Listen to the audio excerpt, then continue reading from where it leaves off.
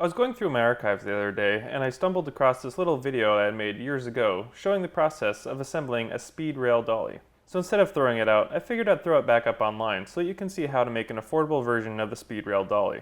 So here it is. Try not to be overwhelmed by the stunning images produced by the iPhone 3. Do you remember that skateboard dolly that you made years ago and now it's just collecting dust in your garage? Well, I'm going to show you how to take $80 and a trip to Home Depot and turn that skateboard dolly into something useful. Here's what you'll need. 1 3/4 inch piece of plywood.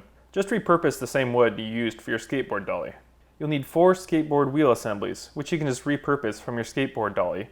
If you don't have any, I recommend checking out rowcine.com. You can get some well-made, affordable wheels there.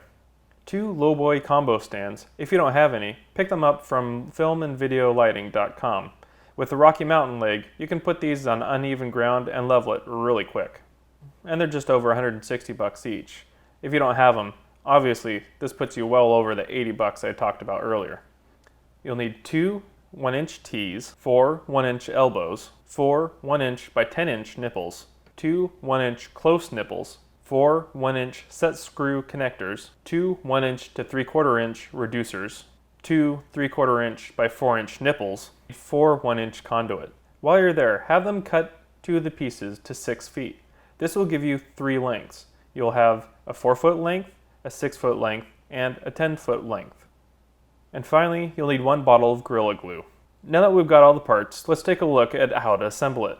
The set screw connector is attached to the elbow, which you then screw into the 10-inch nipple. The end of this pipe is connected to the T. Connect the 1-inch close nipple to the right angle section of the T. Then connect the 1-inch to 3/4 inch reducer to that.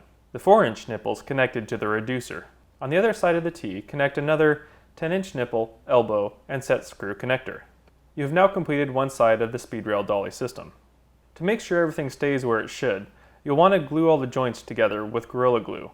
However, be very cautious and make sure that everything lines up, because once this is set, it's nearly impossible to take apart. Once the glue's dried, you can now insert the rail guides into the lowboy combo stands. Secure it into place and insert your desired length of speed rail. Use the set screws to lock the rails into position and prevent them from falling out. You're now ready to rock and roll. Now let's take a look at the dolly portion of this rig. Cut your skateboard dolly down to a size you feel comfortable with. I chose dimensions of about 25 inches by 17 inches. I then cut the trucks down and re-screwed them onto the bottom of the dolly.